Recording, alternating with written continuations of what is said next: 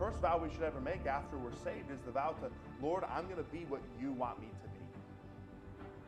Whatever the Bible says that I should be, that's what I'm going to be. Not what man-made religion, what this book right here, what this book tells you to be, that's what you're going to be. Men have a lot of opinions about what you ought to be, but I'm not so interested in man's opinion as much as I'm interested in this book and what this book tells me I ought to be.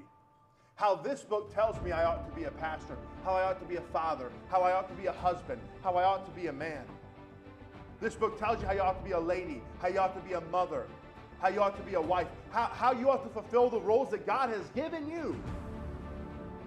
But we only find it if we're in it.